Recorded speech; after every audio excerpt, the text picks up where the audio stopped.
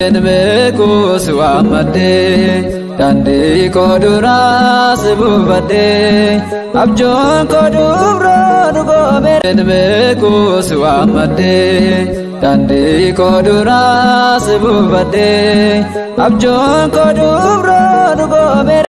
Ashama harkafuune kabajamtoota fi jaalatamtoota maatii seenaa wiilii kan taatan hundi keessan akkam jirtu fayyaa keessanii annagaa kudha galata waaqayyoo jiruu jireenya akkamii isinillee akka nagaa taatan abdii waaqarraa qaba nuuf galchaa gaara xiqqoo sagaleen koo naqabameera utaaluu haa ta'u koronaa ta'uu waaqabbeeka xiqqoo dhukkubaaran siniin jedha viidiyootti aan walitti deebinee jirra viidiyoon koo har'aagaa kan itti fataazanaa jettanidha.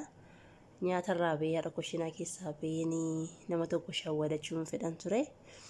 Innis immoo yeroo hundumaa dhugaa dubbachuuf asumaan dhaamsan qabu carraa argadde. Naatoo tuubii yeroo hundumaa gaarii yaaddi gorsa namaaf dabarsiti. Nama jabeessiti nama bira dhaabbatti. Dhugaa amalli ishee kun gaafa dubbattu dubbii bilchaataa fi dubbii ijoo yaada qabeessadha kan isheen dubbattu. Bakka hundumaa irratti yoo ta'e humna namatti horti. Dhugaa dubbachuuf amala ishee kana baay'een jaaladha irratti dabalatayyuu inaafaan naqabaa jiran saniin jedha wiiliin fuudhee narratti utaan hin beekiin mucaayyuu godhateera jedheen naasifadha isheen garuu yaada hammeenyaan dubbanne baay'ee mormitee fi dhugaa dubbachuudhaaf akka tasaa ta'e immoo guyyaa arfan kana sababa qabadhee isheedhaan dubbisaan jiru oodaan jira sababa piraankiitti yaade hammina keessa gootti waan hin yaadeef jechuudha. Isheen kanan beektu akka tasaa ta'e immoo wiiliinis suuraa hiriyyaasaa tokko mucaa baatee naa ergee isheetti erge kunuun irratti fuudhee akkasidhaan jedheeni amma walumaan gara sagalee naatootti haa ceenu.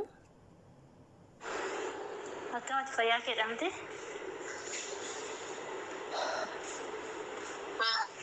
Nagaa guutuun qaba isaaf haa galatu dhugaa galanne waaqayyoodhaaf haa ta'u isaa cubbuu keenya wajjin arjummaa isaatiin yoo jaallatee yoo naannoo ga'e. Baga nagaa taatee naatoo akkamatti fayyaadha? Ani nagaa kiyyaan jira seenuu koo. Ati akkam? Jira isaa galattu. Akka namaa miti akka waaqaan irra geenyeera. Wantuu bara akkuma waaqatiif jirra malee. Akka namaatti maaltu jiraata jettee nagaadhuma miti ofi. Nagaadha naatoo akkamatti hojiin akkam? Hojiin bareedduudha mee qoya namaan lagaanatti baay'isitaa miti ani nagaa guutuun qaba dhugaa maalidha inni suuraan naa ergite isa dhugaa. Wiiliin koo nakaade bara.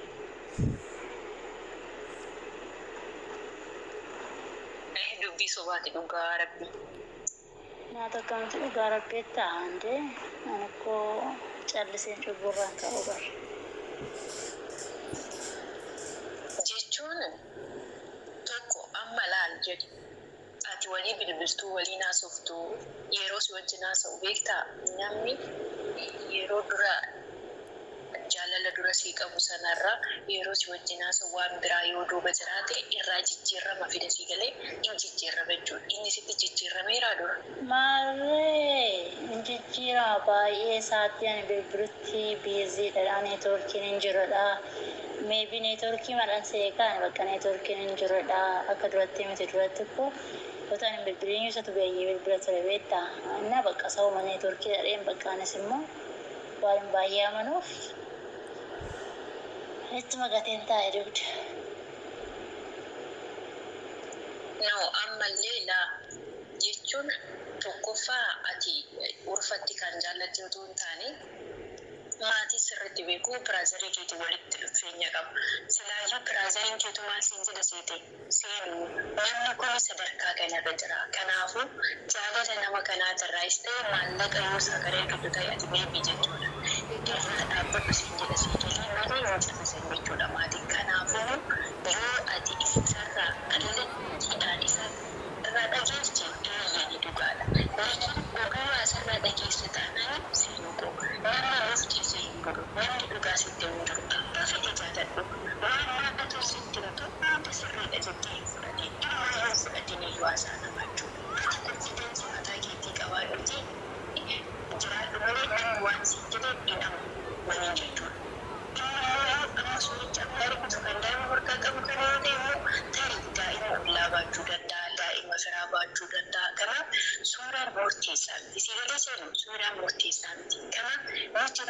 jaalallarra gaafa jirru gaafa biyyatti jaalannee qabnu akkasumas gaafa jaalalatti seenu keessattuu nama wajjin jiraannu jennee kaayyeffannee irratti qormaan nutti baay'ata. Seegalee wanti qormaata hin qabne immoo gaarii hin ta'u inni kaa'u.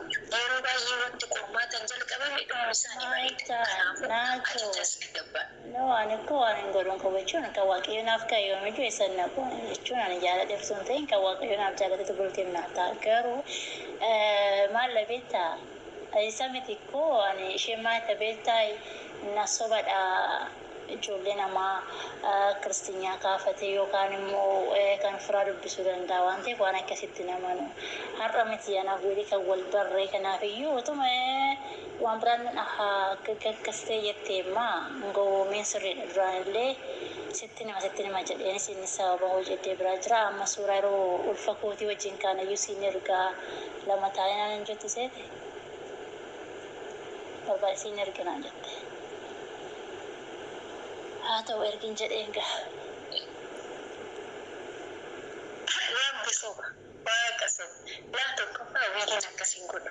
Ani piraankii deengadda inni akkasitti dubbate sana eebbinu waa baay'een isarraa hubadhe. Si galee piraankii ati gadi dhiiste sanarraa hojjechuudha. Piraankiin sun yoo gabeessa inaatu piraankiin sun ko akka mani ta'een amanatu deengadda gadhiise malee sitti meeroo ta'e akka mani ta'e ji'a afurii ol dhabu piraankichi ko bilbiloo keessa kan taa'e beektaa. YouTubenis naallattaa kana fedhee mayyimaaf itti dhimmadhee editingin goone kana maaf hin callisee kaa'e malee dheessi naatu nama amanuun hin ta'u wayyee dhiyeenyu nama dhugaa wayyee annam jechuun maalidha ija keessa tokko shakkite ija tokko namantaa waan jechuun tasa yaanu cirrash kanaan durasitti meera miti dubartii nama wajjin akkas ta'a jedhee hin shakku seen jenne garuu gaafa akkas ta'u achi booddee dhugumadhaan kun jedhee ergennaani yoo ta'es maal ta'e naan hin jiru seete. Seenaa piraankii nagoota malee piraankii yoo naguruu barbaadde malee wiilii aadajjiin akkasuma godhu. Seera Yesuusti. Aisamuu bakka adeemsee piraankii. Aan torbee kan akkattiin jiraan jira ishee naatu bakka piraankii odeessitati. Begeeta maal waan qabatamaa kakaasii barbaachisaa hinaatu maal ta'eeti maaf na shakkita akkas anoo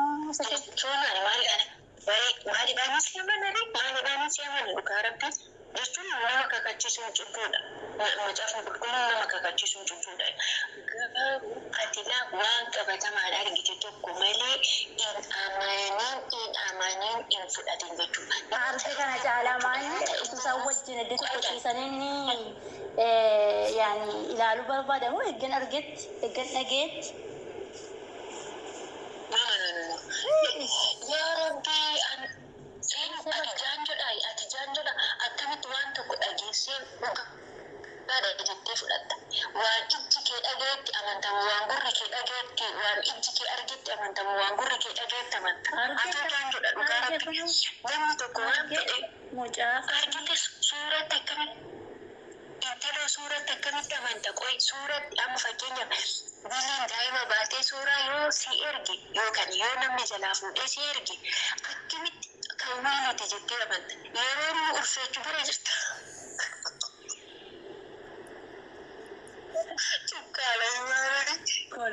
Kolfee ulfa kosiin ergaatte niitiin akko.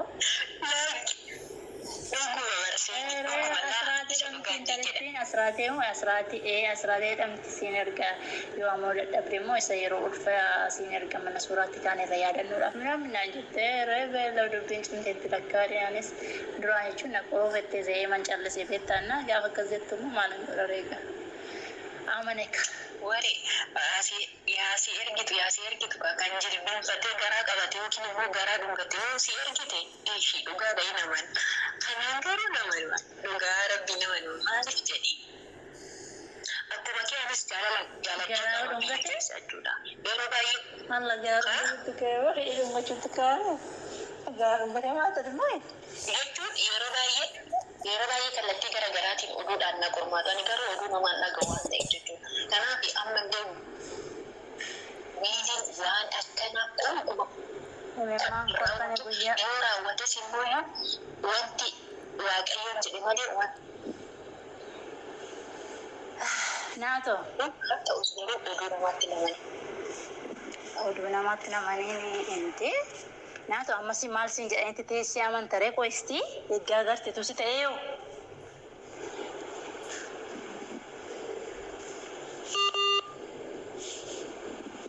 Hello.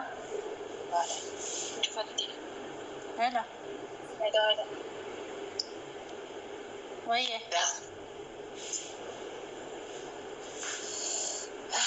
Naato. Hello. Sagalee addaan jalaa citee. Hello. Oye. Mala. Kukutaa jala xixiqqaa tachaaran torkitee hin beeku. Okay, nah hati kan ada basmaam isinee dhugaa jaaluma bakkee namatti siqeen jala dhadhee yaadan dhaabadhee nafa ta'e hin beeku malee bakka keessa fuudhaa bade waan hundumtu. Baloo cuqqaalanii kun dubbisu baati. Prank.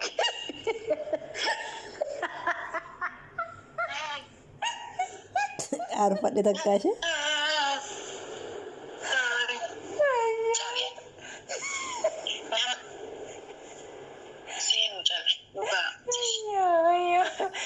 Suuricha amma naa erge biraan daawwa koo ispeeshaalii godhee ergaate amma naa erge kan addunyaa isaa dhufu iddoo kana immoo sobee firaankisii godhadheen callisa beekta sagalee gisiin deebisu fakkeeffachuu fedhe.